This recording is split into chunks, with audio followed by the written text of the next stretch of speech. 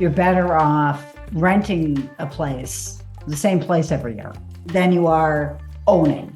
Yet people really get a lot of fulfillment out of owning. It's more of the emotional side than it is the intellectual, this is going to work out for me side. Hi, I'm John Shear, and I run a fee-only financial planning practice in Middleton, Wisconsin. And I'm Bridget Sullivan Ramel. I've got a fee only financial planning practice in Chicago, Illinois. Before we start talking about buying a vacation home, let's ask you to subscribe and maybe give us a like. It helps other people find us. All right, John. So I've been talking to people about buying vacation homes, and I'm really happy to be talking to you about this because you're one of the people that I know that actually has a vacation home. So you can speak from experience on this. So the first thing I want to talk about is just overall considerations. Like, is this a good idea? And because I think some people think they should have a vacation home and maybe get into something that they don't, that it's different than what they realize it's going to be like. So the first consideration I'm going to say is how far away is it? What I've heard is that you'll visit it a lot more if it's 2 hours or less away. What's your experience with that? Yeah, that's interesting. I had not heard that metric, but that but coincidentally is how we looked when we decided to buy our place. We sort of I can't remember if we used a protractor or not, or if that's even a thing anymore. But right, drew a circle or what's 90 miles away or something like that, 100 miles away, and said, okay, we're not willing to drive more than that because so anyway, the short answer, I think that that makes sense. Of course, we've got friends, you can know people, clients probably that have places that are 4 or 5 hours away and they love it. I mean, if you need to go up there for a weekend or if something, when something breaks and you need to get there, unless you have a really reliable handy person, it can cause problems. So the closer is absolutely better. We'll get to that handy person a little bit later. Okay, so how far is it away? And then how does it impact your overall financial health? So when I'm looking at it, I think of people as having one third of their investments in real estate, one third in stocks, and one third in bonds. Like, and this is just kind of like a broad average over the time of your life. So when I'm looking at a vacation home, that's fitting into that real estate thing. So that generally means that people have less of their principal residence is less of a focus for them than the vacation home. So it's not like in addition, you don't have more space for real estate just because you're buying a vacation home. Yeah, we don't really focus on the overall net worth necessarily. I'll just say that, you need to be able to afford it. Typically, and again, this is always your mileage may vary, right? Depends on your personal, personality and circumstances, but a vacation home is usually after all of the other things are taken care of, right? We've got, of course, our short-term liquidity, we've got retirements locked in, right? Kids' education, all right. And now we've got a position where we can do this. Right. If we look at it more from that perspective, have you achieved the other goals that are higher on the hierarchy for you personally? Then you can take a look at this. Right. Okay. Makes sense. All right. Next thing to consider, what is your measure of success for it? Like, so do you think, okay, this is because you're spending a lot of money on it, no matter, pretty much all the time. And so if you actually consider how do you think about the outflow of like how much you're actually spending it on it and how much you're using it and try to figure out if it's worth it, or do you just not even think of it that way? Yeah, that's interesting. I've not thought about that particular question before, and I think it's the latter and not the former. So if you look at it by, hours used or days and what you could do, it's I think that's not the metric that's really most useful. And what popped into my head, Bridget, was a person that I know is a golf pro, and I was talking to him about boy, does it make sense to join a country club versus go to the local municipal club, and of course, a higher price difference. And I remember him saying to me, if you do the math on, how many rounds you play or what you do, it doesn't work. That's not the right metric. Right. It's do you like that other environment and does it feel good more or less? That's not his words, but the math doesn't work out. And I think it's similar that from a math, if it's not as much a math equation once you can afford it, right? Hey, we've got a lot of other things taken care of. We could do this. then it becomes less about the math and more about some of the other things you're talking about, how much do you use it and what are you looking for? What's your goal? Right. Yes. Because I think that if you just do the math, you're better off renting a place, the same place every year, Right. than and then you are owning. Yet people really get a lot of fulfillment out of owning.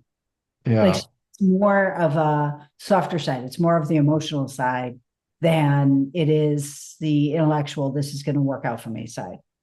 Right. And I'll just speak to our personal experience with that. And you had mentioned something like you're better off renting the same place. I think unequivocally that is factually true. Like that is a better way to do things just in general, and that's coming from somebody who owns a vacation house on a lake, right? The potential problem with that is what if you can't rent that place? And that's what happened with us is we had been renting the place that we now own, and the owner decided to sell. All right, what if they decide to sell or they decide to stop renting? Right? If Right. that's the place that you want, and now you can't have that place, that's one of the flies in that ointment, right? And that was one of our big decision factors personally is, we wanted that place that we have has a number of features that really make sense for us. And if we couldn't get that place in that spot, that would be a problem. So, Mhm. but I'd be very happy to be renting that same place right now, but that wasn't an option. Yeah, and I think my focus here is when, like, 'cause I think that people have a lot of fantasies about vacation homes. Yeah. And my question is, how does the fantasy and the reality square up? And I'll tell you one of the other things, just like again, I can speak from personal experience on it, is when we were renting the place that we now own, and we've rented other places as well, but when we went on our vacation week, that was our vacation week, right? That was the getaway. Now, when we go on up to the cabin, it's not necessarily, we don't have a week blocked off where that is that sort of private, that's the time. It's, oh, well, we can, we don't have, we can come up and back. It's close enough that we can get up and back in a day, right? So now there's more overnight stays, right, as opposed to week-long stays. And there are some pros to that, right? Some advantages. We can go up on a frequent basis should we choose to do that. There's also some negatives that it doesn't have that aura that it did before, where it was that one special week where we were just at the lake, right? So that, not right or wrong, but when you're taking a week vacation someplace, right, wherever it is, whether it's on a lake or some other place, that's right. You're not thinking about anything other than enjoying that time. And then it becomes mixed. It's almost that sort of feeling where if talk about my golf pro buddy. Like if you're a big golfer and then it becomes your job, do you enjoy it as much when it's work as opposed to when it's play? Maybe yes, maybe no, right? But it's not just panacea that your job is your avocation, right? It could be, but it also could make it be like, oh, I can't wait to get away from that sort of a feeling, right? Same thing can apply, I think.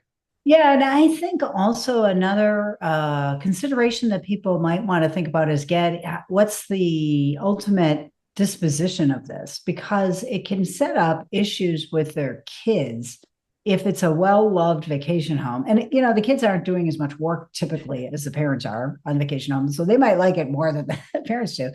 Yeah, parents die, then what? And so that's ends up being really weird and tricky because Hmm. often there's like different objectives, different income levels of the kids or the descendants, and it ends up being again more work than vacation.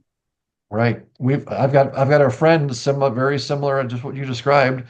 Both of the kids who are, our age, both the kids like going up to the place, but it was always one family felt like they did all the work and the other family just, didn't do anything. And you go, well, geez, when Cindy's up here, she and her husband never do anything, and we come up, we got to do all the work, and they get to enjoy it all. And I mean, and that was while mom and dad were still alive.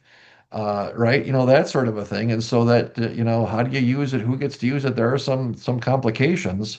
The other thing I'll just point out that as well is from an investment standpoint, sometimes we'll hear people talk about that. Boy, it's a good investment, especially when you're talking lake property, which we often do here in Wisconsin anyway. Number one, I've seen places that 10 years after they were purchased sold for what they were originally purchased for or less. Not often, right? Usually it's a good deal, but it's not a slam dunk for various reasons. And the other thing is you think about if you, whatever you pay for a property, unless you sell it, it could go up a ton in value, but you're still out what you paid for it, right?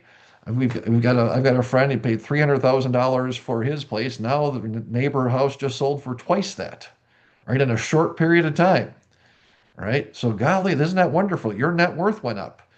Well, how do you that's awesome, except for he's still out the $300,000 he spent. Plus, right? And if his kids love the property, they're going to keep it, right? And you go, listen, that's still it's is it an investment? I mean, yeah, it's on the balance sheet, right? It's not like the money's out the Right. door. Not like I spent $300,000 on a birthday party, right? And then it's gone. So there's something there, but yet you're still out that money unless you sell the thing. And if you love the place, again, just the idea that is it's not necessarily great. In 10 years we can, cash out. You could, but if you don't want to, you still got to think about how that affects your cash flow and those sorts of things like we talked about earlier. Right. So it's a money outflow with no cash inflow. Although you could rent it out. We have a whole nother episode on that, on those prospects. So I think with that, it's a great time to wrap it up. I'm Bridget Sullivan Ramel. I've got a family financial planning practice in Chicago, Illinois.